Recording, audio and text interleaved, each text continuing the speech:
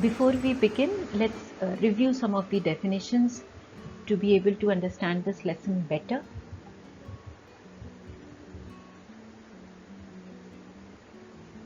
Now, the major cause of variations is sexual reproduction, though it is not the only cause.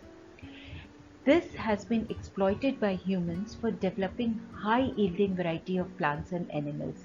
The most common example that I am going to give you today is of the Sahiwal cows.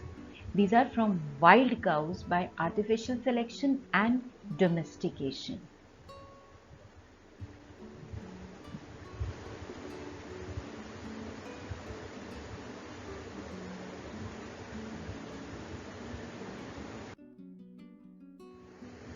Now, some of the concepts that you should be very clear with, that you've already studied in your previous classes. These are the terms that we'll be encountering again and again in this lesson.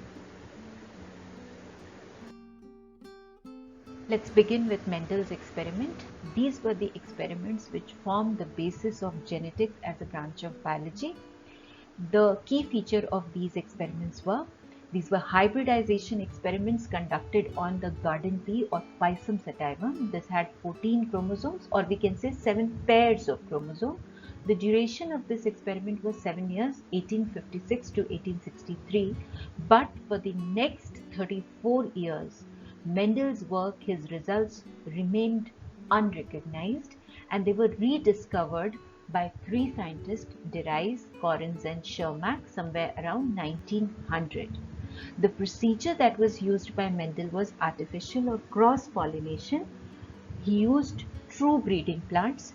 True breeding plants are plants which exhibit the same set of characters if they are self-pollinated generation after generation.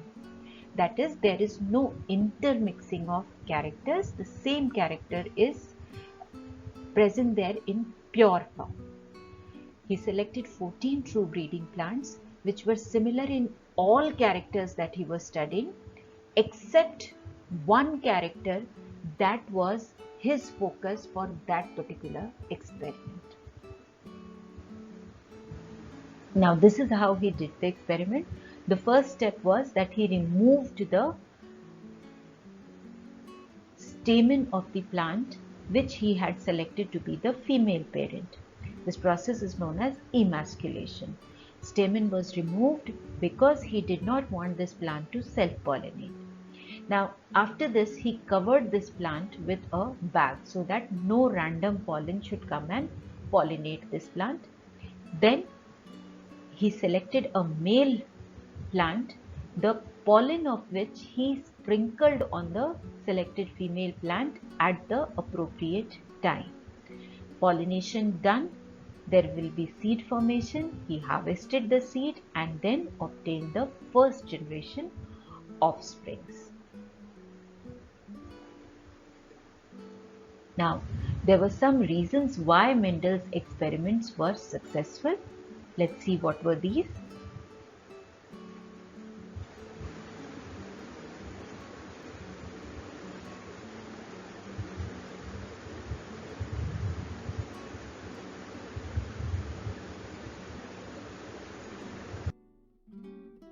Before we proceed, let's review one more concept. When we have to study the inheritance patterns of some genes or character, we make diagrams. These diagrams are known as crosses. The characters are known as traits. So in plants, a trait can be tallness or flower color or shape of seed. In humans, a trait can be eye color or color blindness.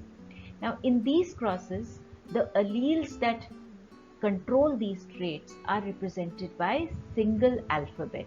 A capital letter is used for the dominant allele, a small letter is used for the recessive allele. These crosses are very convenient method to study inheritance. Using these, we can study 1, 2 or 3 or more traits and their inheritance patterns. So these crosses can be of different types based on how many traits are being studied. Supposing you want to focus on only one character at a time, then this is known as a monohybrid cross. We take the gene combination of parents, capital T one parent and small t other parent. Why we take two T's? Because you know that chromosomes occur in pairs and therefore the genes too occur in pairs. Two alleles for each gene. Now for sexual reproduction, first step is formation of gametes. So homologous chromosomes separate or the alleles segregate. Now this is a very important term. You remember this? Now haploid gametes are formed. These haploid gametes then will start to fuse to form zygote, which makes them diploid again. So again two alleles are brought together. Now this progeny generation which is formed is known as the F1 or the first filial generation. Filial stands for son, that is in Latin. So this is how crosses are done to study inheritance pattern of single gene. Notice how the parental gene combinations are homozygous, but the F1 generation has heterozygous allele.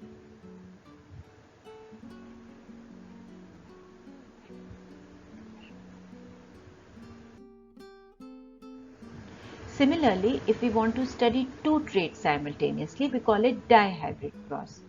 Now this, as you can see, is slightly confusing. Imagine if you are studying three crosses instead, that is trihybrid cross. That would be even more confusing.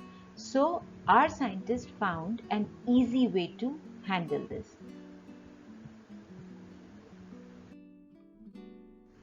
A convenient way to represent crosses is through square boxes divided into smaller boxes, each box representing a trait or an allele combination. Let's see for monohybrid first. You focus on the right side. Outside the box at the top are taken the alleles of the gametes formed. Similarly, on the left side too, outside the box of alleles of two gametes are taken.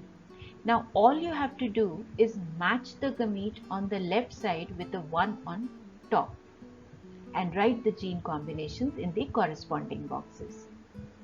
The method which made studying crosses so easy was given by Reginald C. Punnett and has been named after him as the Punnett square. A similar representation is made for dihybrid crosses too, making it much easier to study and analyze. But we'll do this later. Let's go back to monohybrid again.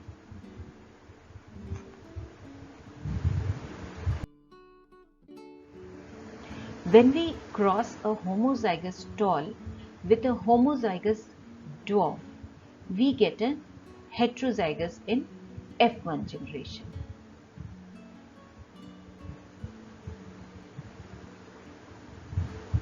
Now in this, you note that all the progeny of F1 have the same allele combination, capital T, small t.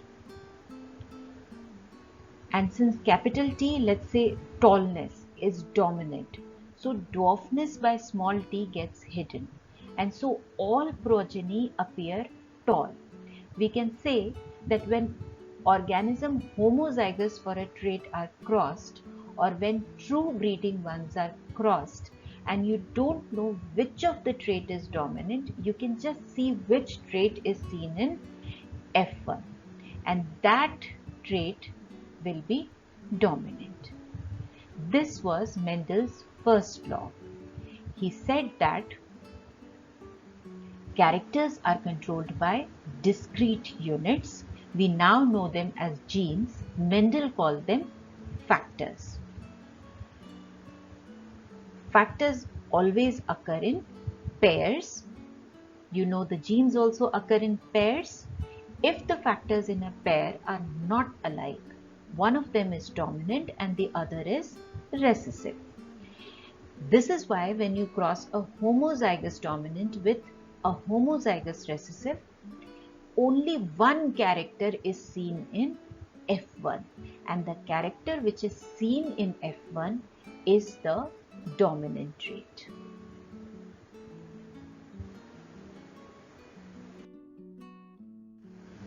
Now this is the cross that we have already done. Let's take this a step further. What if we want to check the F2 generation or the second filial generation in this cross? For this we'll have to cross the F1 generation with itself, that is capital T small t crossed with itself.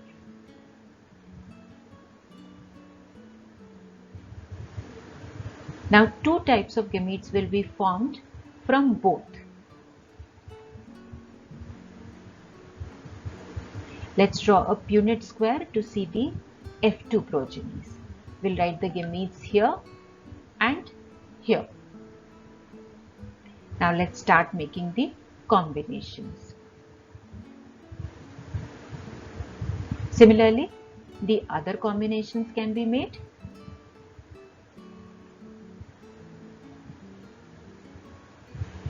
Now you can see three types of combinations: capital T, capital T, capital T small t, and small t small t. These are the genotypes.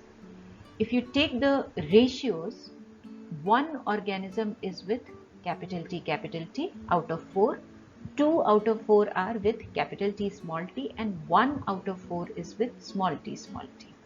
So we can say that the genotypic ratio is 1:2:1.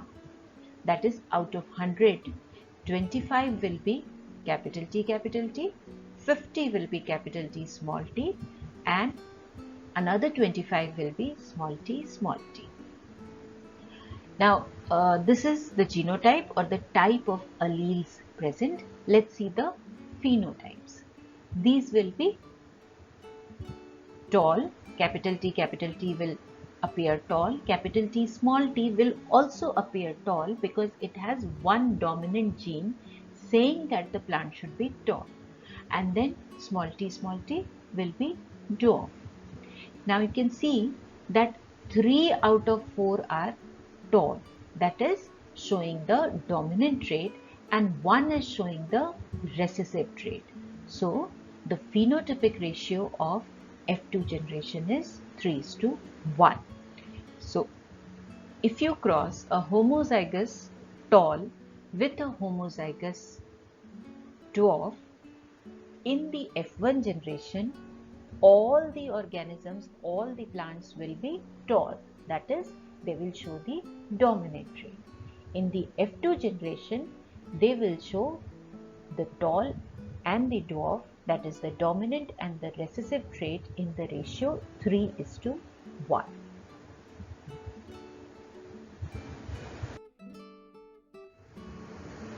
With this we come to Mendel's second law, the law of segregation. Even though all plants appeared tall in F1 generation, you got both tall and dwarf in F2. There was no mixing of character. This was made possible because every time the gametes are formed, there is separation of chromosomes. Gametes formed are haploid. So homologous set of chromosomes are separated. Now the chromosomes are separated, so the traits are also segregated. Now during fusion, again these segregated chromosomes are free to combine with either chromosome from the other parent. Capital T may combine with capital T, or it may combine with small t.